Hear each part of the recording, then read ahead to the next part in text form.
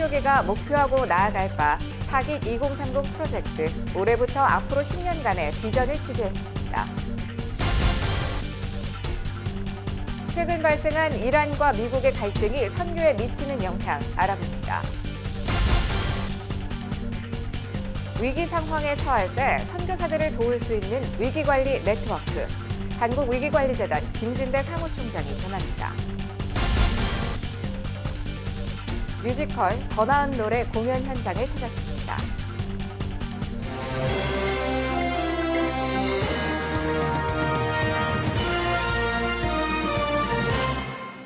안녕하십니까. 요일별로 깊이 있는 정보들을 전해드리고 있는 CJN투데이 섹션 기획보도. 화요일인 오늘은 선교입니다.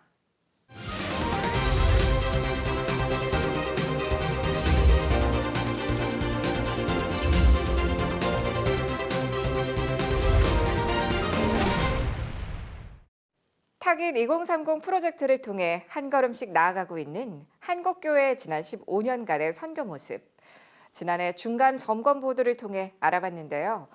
올해부터 앞으로의 10년은 어떻게 준비할 것인지 전문가들에게 물었습니다. 보도에 박건희 기자입니다. 타깃 2030의 4차 개발 계획은 2021년부터 25년까지를 한국교회 선교의 고도 성장기로 설정했습니다. 전문가들은 성장을 위해 겸손함을 한국교회가 갖춰야 할 덕목으로 꼽습니다. 한국교회가 많은 선교사를 보내고 많은 재정을 후원할 때 가졌던 자세를 버려야 한다고 얘기합니다. 한국교회가 세계에서 선교를 제일 잘한다고 하는 이런 어떤 우쭐함? 이게 있었는지도 몰라요. 오히려 지금 조금 어려움을 경험하면서 우리를 돌아보니까 한국교회 선교라고 하는 그 본질은 사실은 가장 낮을 때, 가장 연약할 때, 가장 부족할 때 하나님이 주신 은혜에 감사하고 우리가 선교를 하게 됩니다. 개인과 교회 차원을 넘은 교단과 선교단체 차원의 연합도 강조됩니다. 전문가들은 한국교회가 초기 기독교 역사를 기억하며 더욱 모이는 데 힘쓰길 바란다고 전했습니다. 개신교 선교가 성공했던 이유 중에 하나는 개신교 선교가 초교파, 초국가로 일을 했어요. 그 리더십을 누가 가져갔냐 하면 언더우드와 아펜셀러가 리더십이 돼서 사실은 초기에 있는 호주 선교사들, 캐나다 선교사들, 또 미국 선교사들, 그러니까 전라도 지역의 남장로 선교사들이 들어가는 것을 초청한 게 북장로교회의 언더우드였어요. 그리고 초기에 이 사람들을 인천에서 되게 많이 도와줬어요. 인천하고 서울에서. 전방개척의 개념이 변화되고 있는 현실도 한국교회가 잘 인지해야 한다는 목소리도 나옵니다. 과거에는 14시창으로 언급된 지리적으로 한정된 지역이 전방개척 선교지였다면 이제는 14시창 거주 민족들이 흩어져 살고 있는 지역이라면 그 어느 곳이라도 전방개척 지역인 민족 중심의 전방개척 개념으로 변화되고 있습니다. 예를 들면 국내에 이주민 난민들이 모여있는 안산, 인천, 평택 등도 전방개척 선교지가 될 수 있는 겁니다. 저희가 2016년에 국제본부와 얘기해서 지금의 남한을 선교지로 선언했어요. 지금 현재 한국은 인구의 5%가 외국인들입니다. 근데 한국은 그 사람들이 다 공단에 있어요. 공단하고 농촌에 있어요. 그러니까 잘 못 보는 거예요. 근데 실제로 굉장히 많아요. 그리고 급속히 증가하고 있습니다. 이집트에 97년에 나갔을 때요. 한국에서 한 번도 무슬림을 만나본 적이 없어요. 어느 날 제가 한국에 있는 상황을 보니까 야, 이거는 선교 훈련 현장이 따로 없겠다. 이태원이 선교지고 동두천이 선교지고 와, 이게 보이는 거죠. 그래서 하나님께서 우리에게 선물로 주시고 한국이 선교를 더 잘했으면 좋겠다라는 어떤 그런 메시지를. 국내 선교와 함께 5차 개발 계획으로 제3시대 준비기가 이어집니다. 한국교회의 선교적 역량 강화를 넘어 세계 선교에 이바지하기 위한 역할이 요구됩니다. 서구교회의 좋은 기독교 유산들을 문화적 차이로 받아들이지 못하는 제3세계 교회들에게 그들이 이해할 수 있게 전달하는 중간자 역할을 감당해야 한다고 전문가들은 평가합니다. 또 선교지에서 타국가 선교사들과의 연합을 위해 한국 선교사들의 역할이 중요하다고 얘기합니다. 우리 지역만 섬기는 게 아니라 옆에 계신 다른 아시아권 분들도 우리가 섬겨야 되는, 예를 들면 중국, 인도네시아, 몽골 이런 등지에 오시는 분들도 꽤 많은데 이런 분들과 함께 어떻게 공조해 나가야 되는지. 그러다 보면은 우리는 선교사들은 뭘 해야 되냐면은 그들을 좀 잘 돌볼 수 있는 어떤 리더십을 발휘하는 위치에 가야 되는 거죠. 그러면은 사실 한국 교회가 이런 부분을 이해할 수가 있어야 됩니다. 제3시대를 준비하며 다음 세대에 대한 지속적인 동원도 한국교회에 요구됩니다. 이를 위해 한국세계선교협의회는 한 교회가 한 청년의 단기 선교를 지원하는 원시 원플러스 프로그램을 올해부터 진행합니다. 2020년을 맞이하면서 우리는 그러면 한국 교회가 선교에 더 동참하기 위해서 어떤 목표를 가지고 있는가? 이것은 한 교회가 최소한 1명 이상의 단기 선교사를 파송하자. 청년들이 세계에 나아가서 1년 이상 헌신의 기회를 갖는다는 것은 본인에게도 아주 중요한 인생의 전환점을 가질 수 있는, 교회적으로 보면은 바로 글로벌 리더가 만들어져 가는 이런 좋은 아주 계기. 선교왕국 이대행 상임위원장은 한국교회가 본질을 회복할 때 선교의 부흥을 다시 일으킬 수 있다고 얘기합니다. 한국 교회는 선교를 우리가 그 여러 가지 액션, 그러니까 어떤 일을 행하는 일에 doing에 대한 부분들이 열심히 해왔는데 그 일을 뒷받침하는 존재론적인 의미, 우리가 왜 일을 하고 있지? 여기에 대한 아주 본질적인 성경적 관점이 한국 교회는 좀 갈증으로 지금 드러나고 있다. 또 그게 채워져야 된다. CGN투데이 박건희입니다. CGN투데이는 최근 발생한 미국과 이란 사태에 대해 지난 금요일 현지 통신원 연결해 보다 정확한 이란 국내 소식 전해드렸는데요. 오늘은 이번 사태가 선교적으로 어떤 영향을 미치는지 알아봤습니다. 주로 이슬람 시아파들이 있는 중동 국가들에게 직간접적인 영향이 있었습니다. 보도에 박건희 기자입니다. 최근 이란과 미국의 갈등은 단순한 국제 분쟁을 넘어서 선교사들의 안전에 대한 우려도 낳고 있습니다. 이에 따라 다수의 선교단체들은 선교사들에게 타 국가로 철수를 권고하고 있습니다. 외교부에서는 여행 경보를 상향 조정했습니다. 철수 권고 단계인 3단계 적색 경보 지역은 그대로 유지됐고 1단계 남색 경보가 발령됐던 지역들은 모두 여행 자제 단계인 2단계 황색 경보로 상향 조정됐습니다. 현 상황이 장기화될 경우 이란이 여행 금지 국가로 지정될 수 있다는 전망이 나오면서 향후 이란 선교에 대한 더 큰 어려움이 예상된다고 전문가들은 얘기합니다. 이란 정부의 한국인 선교사에 대한 표적 수사 가능성도 제기됐습니다. 현지 정부가 국내 정치를 목적으로 선교사들을 스파이 혐의로 몰아 국민들을 선동할 수 있다고 한반도 국제대학원 대학교 서동찬 교수는 전했습니다. 민주주의 시위가 아니고 미국 CIA가 배후에서 결국 이란의 시아파 정권을 몰아내기 위한 그런 시도라고 몰아갔습니다. 그러면서 증거를 찾기 위해서 미국 여행객 그리고 미국과 한국 선교사의 커넥션을 집중적으로 파헤치는 방향으로 갔습니다. 일부 전문가들은 시아파 무장단체 카탑 헤즈볼라의 수장 알 무한디스가 거셈 솔레이머니와 함께 사망하면서 레바논에 있는 헤즈볼라의 미국 공격 가능성도 조심스럽게 제기했고 이로 인해 레바논 내 선교에 대한 염려를 표했습니다. 이란이 폭격을 가한 미군 부대가 있는 이라크에서는 현재 대다수 서양 NGO 단체들은 출국했지만 소수의 선교사들은 여전히 남아있는 상태라며 이라크를 향한 한국교회의 관심과 기도를 한젠슨 선교사는 부탁했습니다.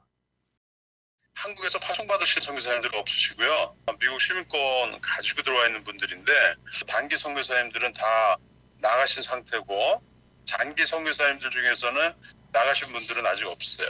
뉴스를 듣고 있는데 아직도 이락은 보복을 할 그런 마음이 있는 것으로 알고 있어서 저희들이 계속 짐을 조금 싸놓고 혹시 또 상황이 악화되면은 바로 공항을 통해서 나가려고 대기 상태에 있습니다.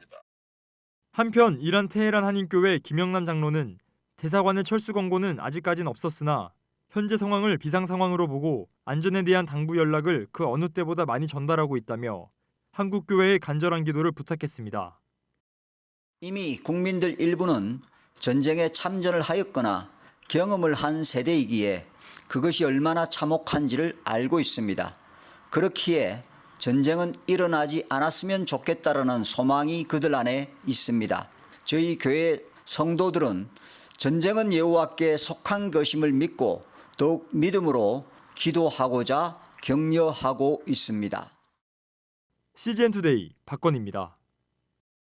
선교 현장에서 선교사에게 위기가 발생하면 가족, 선교단체, 현장팀, 항공사 등에 신속하게 전달이 돼야 합니다. 선교단체는 이를 위한 위기관리 네트워크를 항상 긴밀하게 구축해 놔야 하는데요. 한국위기관리재단 김진대 사무총장이 올바른 위기관리 네트워크에 대해 소개합니다. 선교 현장에서 선교사에게 위기가 발생하면 그 소식은 보통 선교사 가족에게 먼저 알려지게 되고 가족에 의해서 단체 보고 체계에 따라 소속 단체 현장팀에게 보고가 됩니다. 물론 일가족이 교통사고나 항공기 사고로 사망할 경우 혹은 인질 납치된 상황에서는 매스컴이나 항공사 혹은 주재국 경찰을 통하여 알려지는 경우도 있을 것입니다. 이러한 경우 통신수단은 외부 도움을 받을 수 있는 생명줄이기에 선교사는 비상연락망 가동을 위하여 비상시 외부와 연락이 가능한 통신수단을 반드시 확보하고 있어야 합니다. 위기사건을 접수한 현장팀은 비상연락망으로 먼저 한국본부에 이 사실을 보고한 후 즉시 현장 위기관리팀을 소집함으로써 공식적으로 현장 위기 컨트롤 타워로서의 역할을 수행하게 됩니다. 현장 위기관리팀이 소집 구성되면 각자 정해진 역할에 따라서 임무를 수행하게 됩니다. 먼저는 피해자 가족 관리와 주재국 내 소속 선교사들, 한인 선교사들, 현지인 동력자들과 성도들, 한국 공관과 현지 경찰 등의 위기 상황을 신속하게 알림으로써 더 이상의 피해가 발생 혹은 확산되지 않도록 조처합니다. 또한 한국 본부의 정확한 위기 상황 발생과 피해 내용 및 대처 상황 등을 육하 원칙에 의하여 보고함으로써 본부 위기관리팀이 신속하게 구성되어 국내에서도 조처해야 할 다양한 위기관리 활동들이 신속하게 진행될 수 있도록 돕습니다. 선교 현장에서의 피해 확산 방지뿐만 아니라 조직 내 비상연락망 가동을 통하여 단체가 초동 대응 태세를 재빨리 갖춤으로써 위기 상황의 확산을 방지하는 일련의 위기관리 활동을 위기의 봉쇄라고 부릅니다. 현장팀이 위기 상황을 잘 관리하면서 사건의 조기 해결을 위해서 협력 또는 협상해야 할 이해관계자들로는 피해 선교사와 그 가족들, 소속 회원들과 타단체 한인 선교사들, 외국 선교사들, 현지 동력자들, 현지 네트워크, 현지 및 국제 언론사, 현지 정부 관계자, 즉 경찰, 검찰, 정부기관, 한국 공관, 교민들, 현지 병원, 보험회사, 변호사, 가해자, 제3국 정부 및 국제기구 등이 있습니다. 본부 위기관리팀이 감당해야 할 이해관계자들로는 먼저 피해 선교사 부모와 형제 자매들, 일가 친척들, 파송교회와 후원교회, 소속 교단과 노회, 한국위기관리재단, 한국세계선교협의회, 멤버케어 전문기관, 외교부, 국정원, 문광부 등의 정부부처, 국내 방송 언론사, 보험회사, 변호사, 의료기관, 정신과의사, 협상가 등이 있습니다.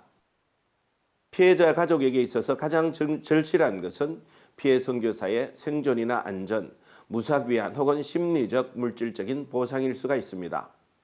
매스컴의 경우 사건에 대한 정확한 정보나 피해자 가족들의 인터뷰, 단체 위기관리 진행 상황과 사건의 결말과 관련하여 특정 기사가 관심거리가 될 것이며 보험회사는 보험회사대로 의료기관이나 변호사는 나름의 또 다른 이해관계를 갖습니다. 또한 선교단체와 파송교회, 후원교회의 입장이 다를 수 있고 한국정부나 주재국 정부, 제3국 정부의 입장이 상이할 수도 있습니다. 그리고 한국정부 내 외교부, 국정원, 문광부 등도 부처에 따라서는 선교사 위기관리에 관한 입장이 약간씩 차이가 날 수가 있습니다. 위기관리팀이 단체 고유의 가치와 핵심 비전을 유지하면서도 일관성 있게 이해가 충돌하는 많은 이해관계자들과 지속적으로 협력하며 위기관리 활동을 해나간다는 것은 생각처럼 쉬운 일이 아닙니다. 수시로 변화하는 위기 상황 와중에 첨예한 이해관계자들과 협력, 조율하면서도 컨트롤 타워로서의 기능을 수행한다는 것은 나름의 전문성이 요구되는 작업이기 때문입니다. 위기 현장에서 전혀 위력을 발휘할 수 없는 매뉴얼과 조직이라면 아무리 좋은 기술과 장비, 매뉴얼과 운영 조직이 있다 한들 무슨 소용이 있겠습니까? 위기 상황에서 필요한 것은 실제 위기 상황에 대처할 줄 아는 사람, 즉 위기관리 전문가입니다. 위기관리 전문가가 곧 선교단체 위기관리 시스템의 핵심입니다. 사람이라면 누구나 인생에서 고난을 만나기 마련인데요. 고난을 대하는 자세는 저마다 다릅니다. 고난에 함몰되기도 하고 그것을 극복하고 새로운 삶을 살기도 하는데요. 하나님을 통해 고난이 희망으로 변화하는 과정을 노래한 뮤지컬 더 나은 노래가 공연을 시작했습니다. 신효선 기자입니다. 국내 최고의 조각가 우선. 돈과 성공을 쫓아가며 살아가지만 풀리지 않는 아버지와의 갈등이 그림자처럼 우선을 따라다니며 괴롭힙니다. 그러던 어느 날 대규모 테마파크에 상상 속 동물들을 조각해 줄 것을 의뢰받고 무리하게 진행을 하던 중 쓰러져 병원에 실려가게 됩니다. 망막색소 변성증으로 눈이 멀어가고 있었던 상태를 더 이상 숨길 수 없는 상황에 이르고 스스로의 인생을 포기하려던 어느 날 그보다 더한 고통 속에 있는 한 소녀를 만나게 됩니다. 인간은 누구나 좀 외로움을 많이 느끼잖아요. 그러니까 그 외로움 그런 것들에 집중해서 좀 연기를 했었고, 그리고 감정이나 이런 것들에 대해서 좀 굉장히 좀 극대화시켜서 표현을 하려고 좀 노력을 많이 했습니다. 작품에는 예수님의 존재가 계속해서 등장하지만 우선에 의해 외면당하다가 고통이 깊어질수록 오히려 더 예수님을 깊이 만나며 희망을 얻게 되는 과정을 담았습니다. 예수님 복음을 만났을 경우에 그 고난이 고난에서 머무르는 것이 아니라 더 나은 차원의 저희 삶을 이끌어 나갈 수 있다. 그런 메시지를 전달하고 싶었습니다. 빛의 뮤지컬로 불리는 이 작품은 우선이 병으로 물리적인 빛을 잃어가는 것과 동시에 진정한 희망과 삶의 의미를 빛처럼 발견한다는 두 가지 의미를 함께 담았습니다. 조명으로 좀 더 설명을 잘 하기 위해서 조명의 화려함과 또 조명의 단면적인 부분, 흑백에 대한 부분을 좀 응용을 하기 위해서 무대 컬러를 좀 흑백으로 위주로 했고, 그리고 포인트 컬러를 좀 써서 진행을 했던 겁니다. 일어나 너의 발로 서라라는 사도행전 26장 16절 말씀을 기반에 쓰인 뮤지컬 더 나은 노래는 다음 달 2일까지 대학로 드림시어터에서 공연됩니다. 시즌투데이 신유선입니다. 오늘의 단신입니다. 한국장로교총연합회 제37대 대표회장에 경기도 용인 하늘빛교회 김수욱 목사가 취임했습니다. 김 대표회장은 취임사에서 한국교회가 회개기도하면 모든 게 회복될 줄 믿는다며 목회자들이 금식기도로 위대한 대한민국을 만드는 데 앞장서자고 밝혔습니다. 김 대표회장은 영남신학대 이사장, 대한기독교서회 이사를 역임했으며 현재 한국교회 공공정책연대 상임대표와 경기도 기독교총연합회 대표회장을 맡고 있습니다. 대한예수교장로회 합동총회가 13일부터 5일간 전국 직분자 금식기도회를 진행합니다. 교단 역사상 처음으로 열리는 전국 직분자 금식기도회는 교회 리더들이 먼저 나서서 국가와 사회의 위기 앞에서 기도하자는 취지로 열립니다. 기도회에는 예장합동 소속 목회자와 신학생을 비롯해 장로, 집사, 주일학교 교사 등 직분자들이 참석합니다.